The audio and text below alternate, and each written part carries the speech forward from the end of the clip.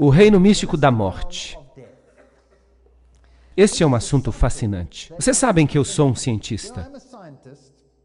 E quando se discute esta questão da morte, então a gente se pergunta, o que é a morte? A única definição que você pode encontrar para a morte é uma definição negativa. A morte é o oposto da vida. Mas o que é vida? A vida é algo que não está morto. É isso.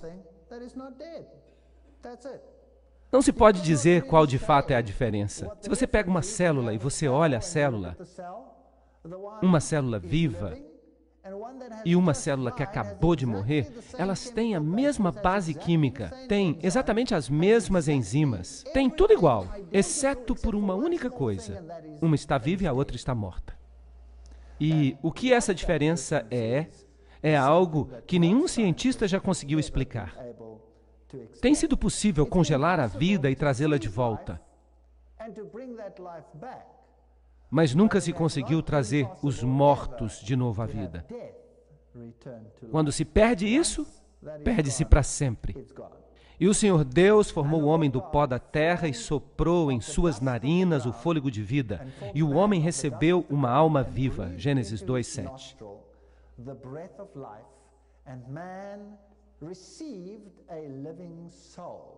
É isso que a passagem diz? Não, ela não diz isso. Ela diz, e o homem se tornou uma alma viva. Então, em outras palavras, se nós olharmos bem o texto, nós temos dois componentes. Nós temos o pó da terra, a matéria, a substância material, que por si só não tem vida. E então ele soprou em suas narinas o fôlego de vida. Ele lhe deu vida. Ele deu algo que fez algo que não estava vivo se tornar vivo. E ele chamou isso de alma viva. Então, em outras palavras, a combinação do pó da terra mais o fôlego de vida é igual a uma alma viva.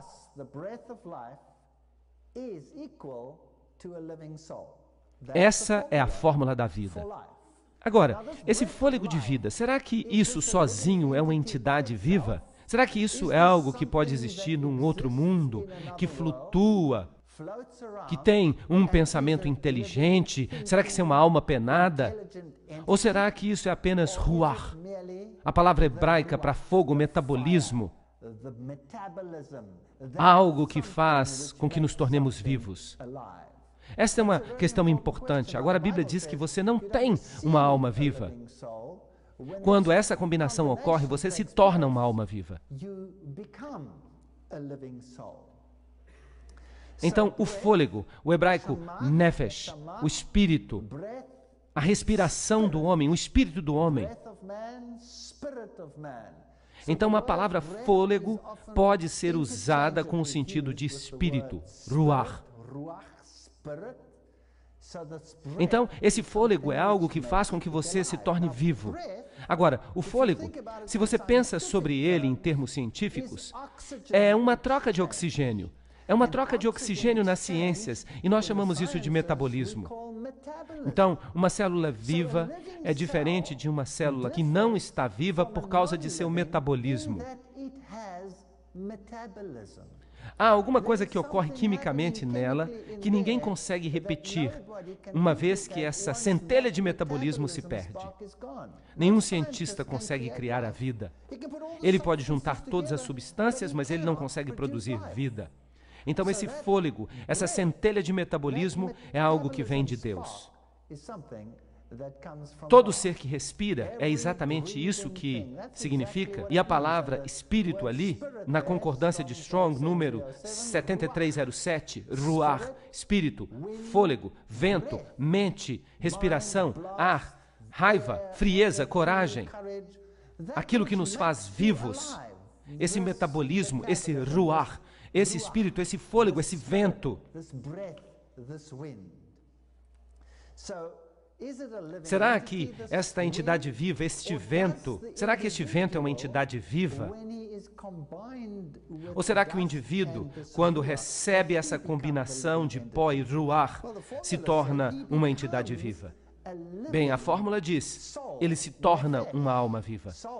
Nefesh, alma, vida, pessoa, mente, criatura, o próprio corpo. Você se torna você, é isso que significa. Essas são definições que vêm diretamente da concordância hebraica. Então, quando você está vivo, você é uma alma vivente.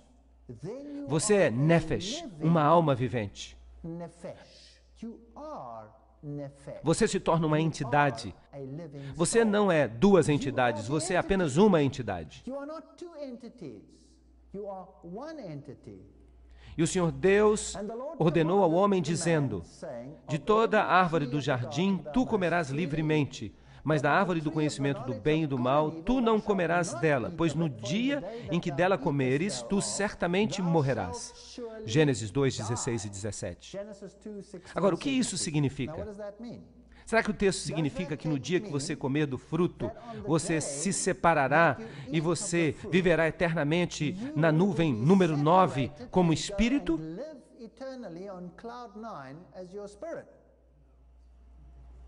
Ou será que significa que você será separado? Que o Nefesh se desintegrará uma vez mais no material e que Deus tomará o espírito, ruach, sua vida, seu espírito que Ele lhe deu e que deu vida a você. Ele vai retomar essas coisas, o espírito retorna a Ele e então o que sobra? Pó. É isso, é isso. É muito importante que nós compreendamos esta questão. É isso que a Bíblia de fato diz. Mas o diabo diz outra coisa. A mentira do diabo. Tu certamente não morrerás. Gênesis 3, 4. Então, Deus diz que tu certamente, o quê? Morrerás. E morrer significa não viver, certo ou errado? Certo, mas o diabo diz, não, não, não, tu não morrerás. Isso significa que tu viverás. Agora, no mundo de hoje, o que as pessoas creem? Creem que você morre ou que você vive para sempre? Se você for mal, você vai para um lugar quente. E se você for bom, você vai para um bom lugar. Vocês sabem o que o mundo crê?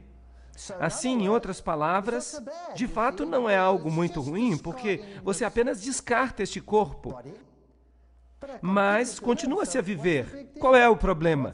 Eu vou viver eternamente de qualquer jeito, mas Deus diz, tu morrerás, e o diabo diz, tu não morrerás. Então um deles está mentindo e o outro está dizendo a verdade. Romanos 6, 23 diz, o salário do pecado é a morte, morte. Pois Deus sabe que quando tu comeres dela, os teus olhos se abrirão e tu serás como Deus. Mas melhor do que isso, o diabo promete que quando você morrer e quando você comer do fruto, você não vai morrer. Você vai ter vida eterna. Você vai se tornar maior e melhor e semelhante a Deus. Isso é impressionante. E muitas religiões creem exatamente nisso. Se você pega o hinduísmo, então você não morre, você continua a viver no mundo espiritual. E você fica reencarnando e voltando cada vez melhor. E você suplanta o karma da sua vida passada. E eventualmente você atinge um estado de bem-estar e você se torna um Deus vivo. E você pode ser adorado nesta terra. E eles adoram as pessoas todo o tempo, não é isso que acontece? Então você se torna maior e melhor. Minha pergunta sempre é, por que isso acontece? Se as condições estão se tornando cada vez piores, se eles estão se livrando do seu karma por milhões de anos, e se eles estão ficando cada vez melhores, então eles não estão fazendo um bom trabalho? Eu não acho que eles estão fazendo um bom trabalho, porque tudo está tão ruim neste mundo. Então, os teus olhos se abrirão e tu serás como Deus, conhecedor do bem e do mal. Gênesis 3, 5. Então o diabo disse isso, e o mundo inteiro acredita na mentira, em vez de acreditar no que Deus diz. Teu pai é o diabo, e tu praticarás as concupiscências do teu pai. Ele era assassino desde o início. E nele não havia verdade, porque não há verdade nele. Quando ele fala uma mentira, ele fala de si mesmo, pois ele é mentiroso e pai da mentira. João 8,44. A Bíblia não suaviza as palavras. Em relação àquilo que foi dito no Éden, Deus disse, tu morrerás. Isso significa que a vida, a entidade viva que consistia do pó da terra e do espírito, o ruach, o fôlego, a centelha de vida, o processo metabólico, Deus vai tirar isso. E então você deixa de existir. Você morre, você volta ao pó. Mas o diabo diz, não, você vai continuar a viver. Você nunca vai morrer. De fato, você será semelhante a Deus. Eu sou o Deus de Abraão, o Deus de Isaac, o Deus de Jacó. Deus não é o Deus de mortos, mas de vivos. Mateus 23, 32.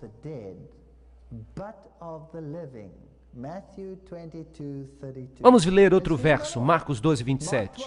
Ele não é um Deus dos mortos, mas o Deus dos vivos. Portanto, errais grandemente. Pois ele não é um Deus dos mortos, Lucas 20, 38, mas dos vivos, pois todos vivem para ele. Agora, isso é fascinante, porque Deus diz que ele é o Deus dos vivos.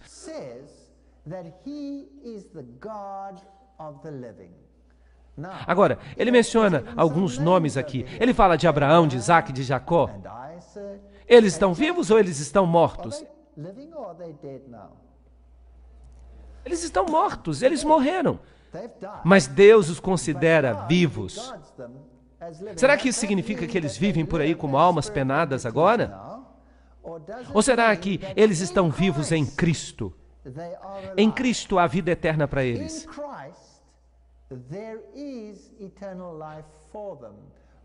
Mas a questão que surge é, quando é que essa vida será dada a eles?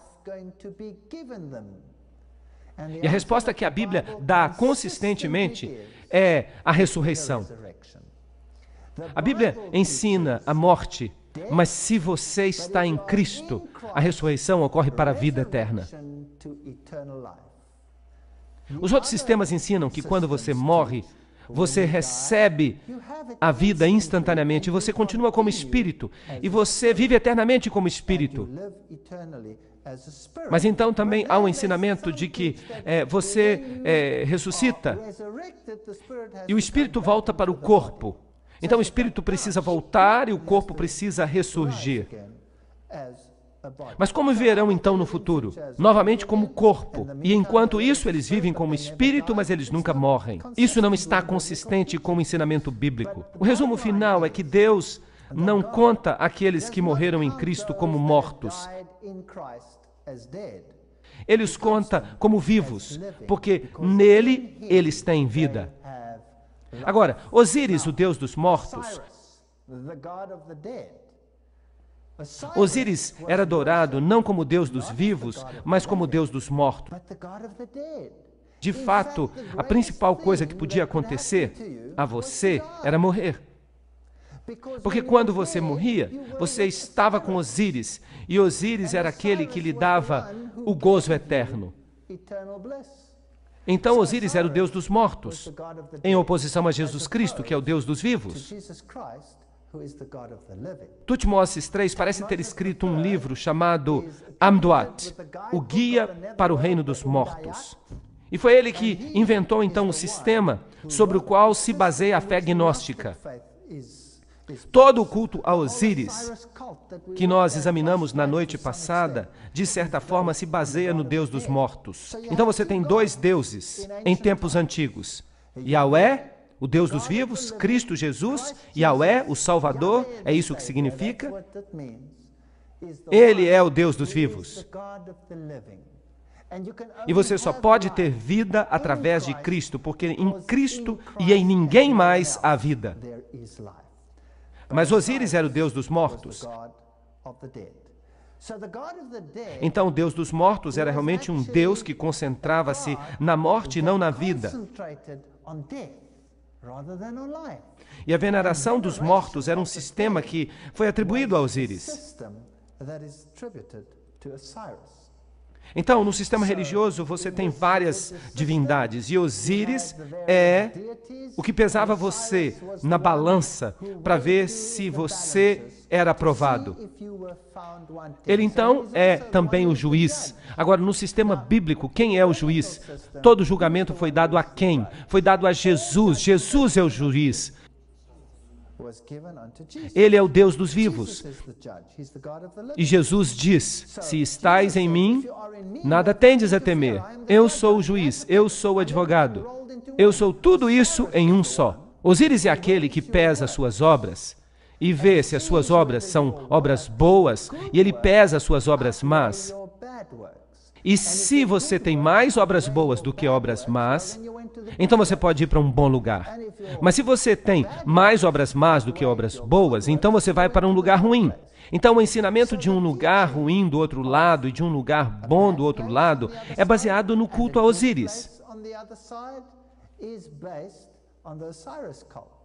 E você tem que comparar esses dois cultos com muito cuidado. Ensinava-se, por exemplo, que Anubis, o deus cão, uma outra forma de Osíris, o deus dos mortos. E que quando você morria, era ele que guiava você através desse processo que ocorria do outro lado. Então, quando o faraó morria, toda a sua família devia morrer. Todos os seus funcionários deviam morrer com ele. E eles provavelmente morriam alegremente, porque eles estavam simplesmente passando para o outro lado para servir numa capacidade mais exaltada do que eles serviam antes. Então eles não tinham que temer. Há religiões hoje em dia em que as pessoas estão preparadas para fazer tudo quanto é tipo de coisa doida, para poder entrar nesse estado de gozo.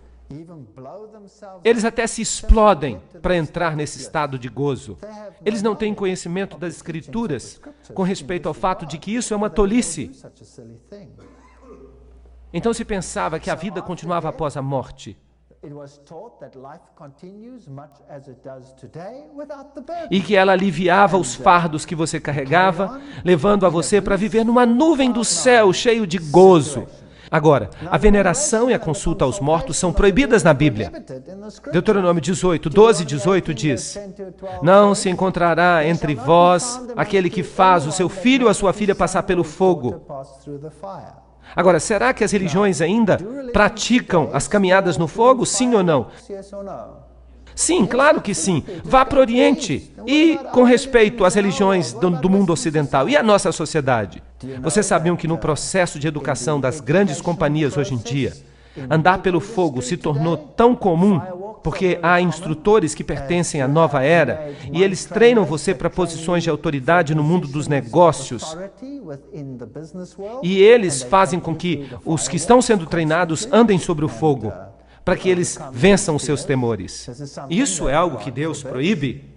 Ele também proíbe o uso de adivinhação, o uso de encantamento, a consulta a bruxas e médiums. Mas, no entanto, hoje em dia fala-se muito de Harry Potter e seus amigos. É legal ser um bruxo ou uma bruxa, ser um encantador, um consultador de espíritos familiares, um bruxo, um necromante, alguém que consulta os mortos. Pois todas essas coisas são abominações ao Senhor. E por causa dessas abominações, o Senhor teu Deus as tirou de diante de ti. Deuteronômio 18, 10 a 12. Uau! Agora, se você fica tão exaltado e tão espiritual e tão perto de Deus, e se tudo é tão maravilhoso quando você morre, então por que Deus não proíbe que você faça nenhuma dessas coisas? Que você se comunique com o mundo espiritual, o outro lado? Por que Ele não permite que você seja um bruxo? Por que você não pode fazer essas coisas? Por que não? Porque quando você morre, você está morto. Então quem é que se faz passar pelos mortos em vez dos próprios mortos? Quem é ele? Deve ser Satanás, o enganador. As forças demoníacas. Então, quando você invoca os nomes dos mortos, você os chama e não aos espíritos. Você de fato conjura os espíritos dos mortos.